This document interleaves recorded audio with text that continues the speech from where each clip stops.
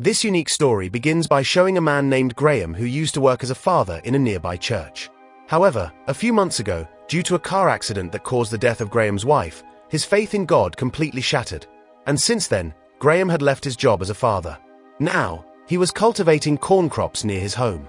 Graham also had a younger brother named Murrin, who came to live with him after the death of Graham's wife, so that he could help Graham with his corn farming.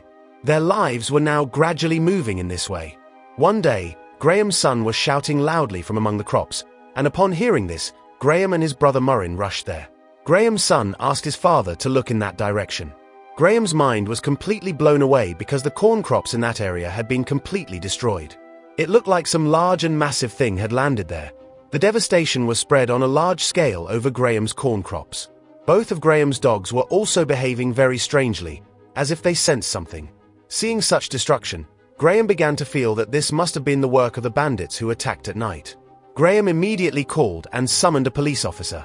After a while, a police officer named Linda came to Graham's house to investigate. Graham explained that he suspected the bandits who attacked at night were responsible for the condition of his corn crops. However, Linda clearly told Graham that they had captured all those bandits, and if they were all in their custody, then how could they do this? For the time being, Graham took Linda to his cornfield where the destruction had occurred.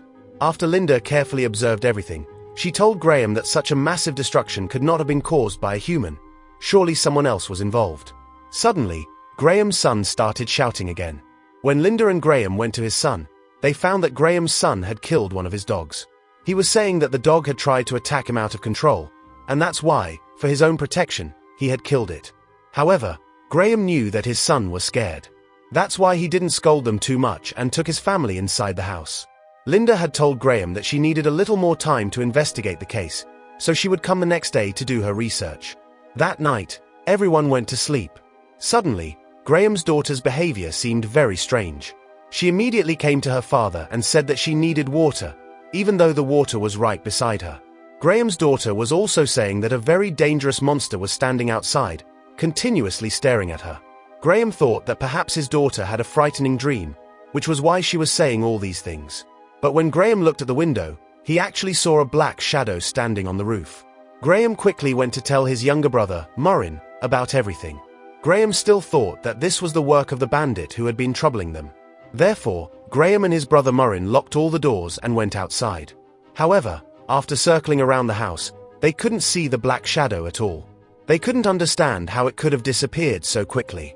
Suddenly, they heard the sound of a swing moving behind them.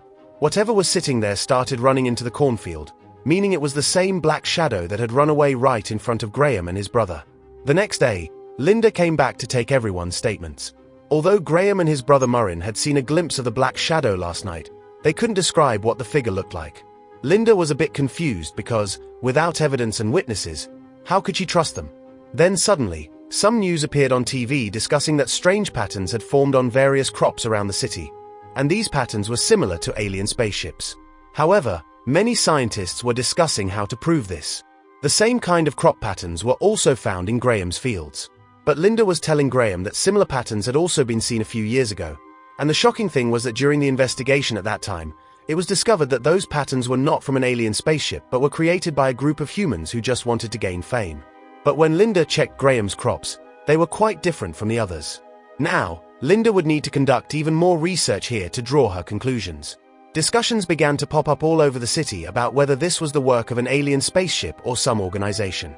No one was sure who was behind these occurrences. To cheer up his family a bit, Graham took them to a restaurant for a meal. They were all having a great time and were on their way home when Graham's son, Thomas, had a toy radio that could connect to a nearby network. Suddenly, Thomas started hearing someone talking through the radio. Due to a poor network connection, he climbed into the car and raised the radio. Then, Thomas realized that two people nearby were talking to each other, but they were communicating in a different language. However, Graham and Murrin didn't take this seriously. After a while, the voices coming from the radio also stopped. Upon reaching home, Graham went outside to feed his dog. But Graham's dog kept barking at the field as if trying to signal Graham that someone was present there. When Graham looked towards the crops, he saw something moving. So, he slowly began to walk into the field. Suddenly, Graham spotted an alien's foot, which quickly moved away. Graham got so scared that he rushed out of the crops and ran back to the rest of the family. However, He hadn't even told his brother about the alien yet.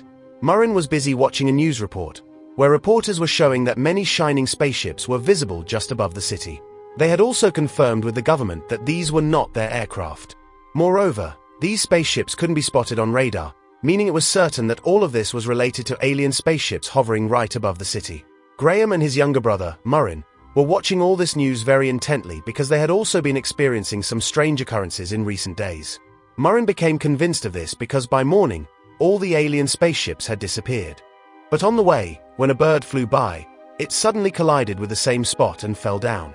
Murrin said that the spaceship was still there, but it had become invisible, which humans could not see.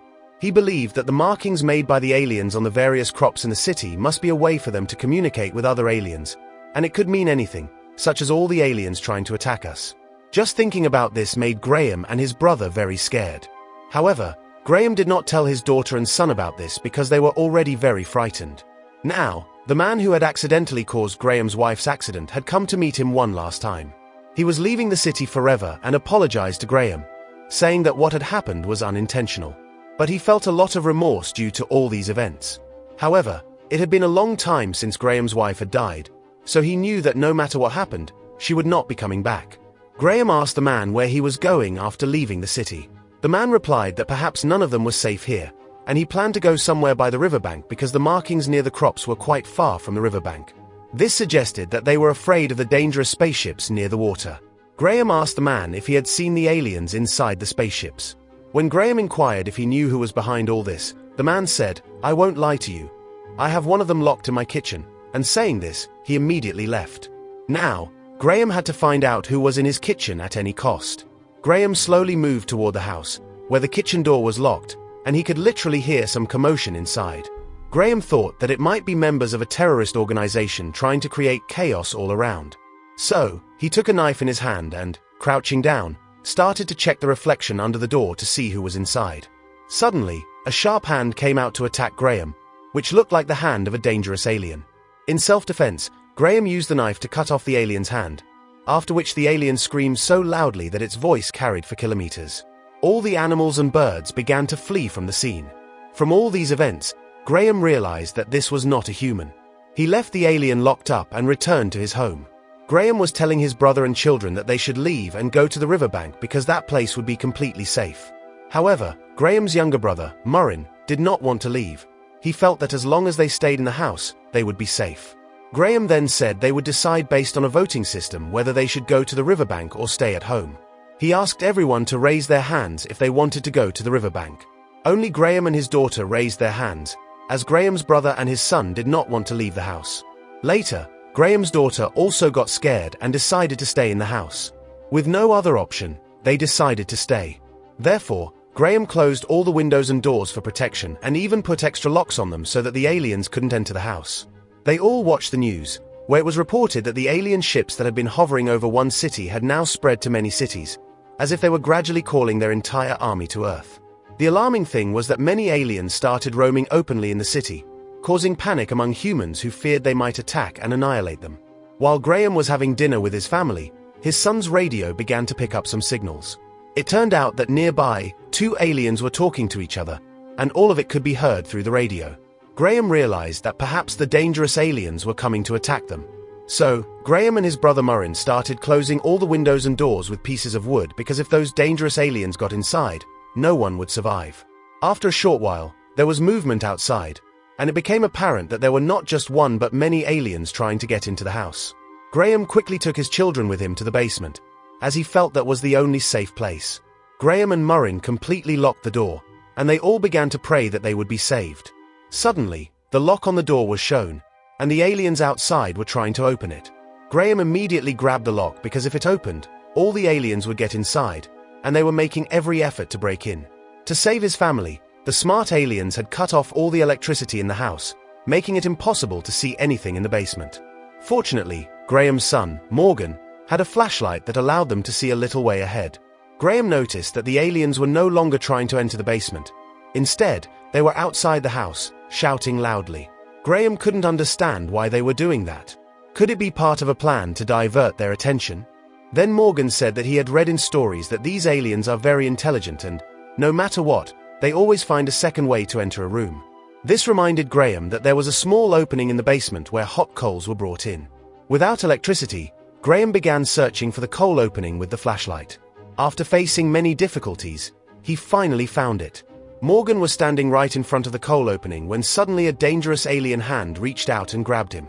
Graham and Murrin quickly rushed to free Morgan, fearing that the alien could harm him.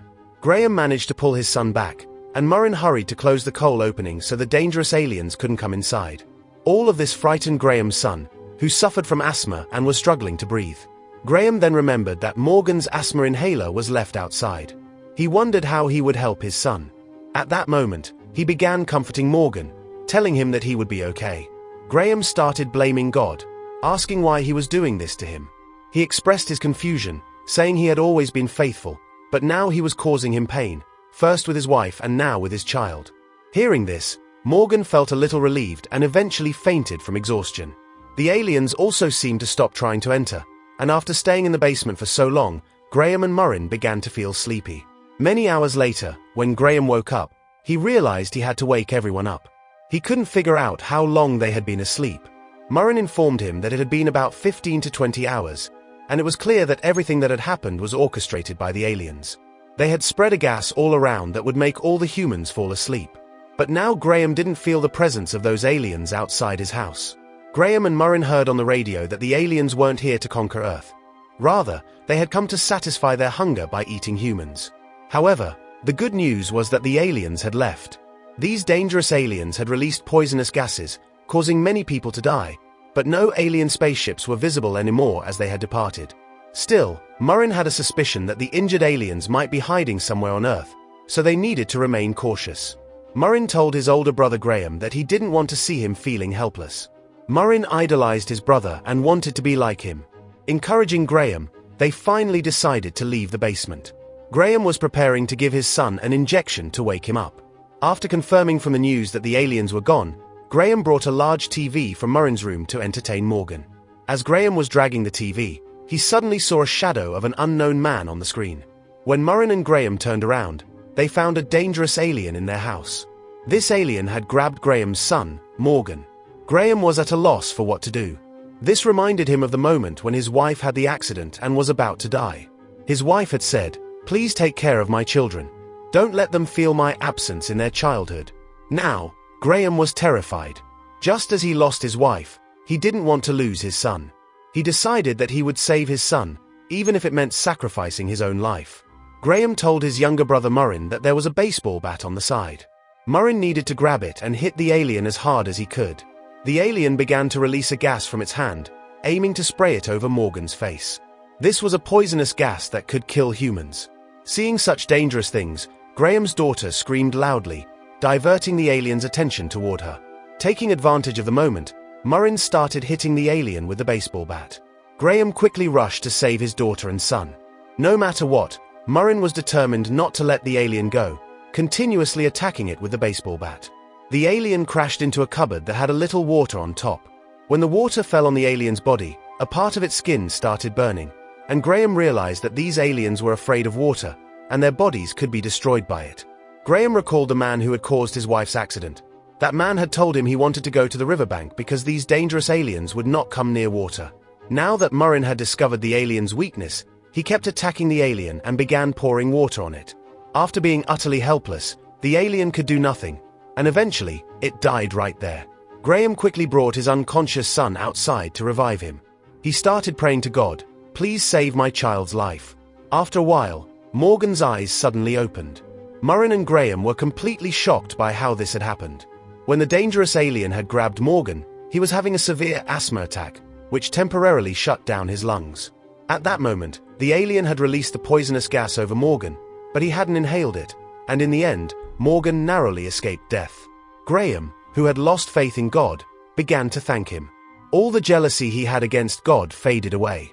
Now that everything was back to normal, Graham lived happily with his family. A few months later, we see that Graham had started trusting God again and had become a father in a church, dedicating the rest of his life to faith in God. And this is where our story ends.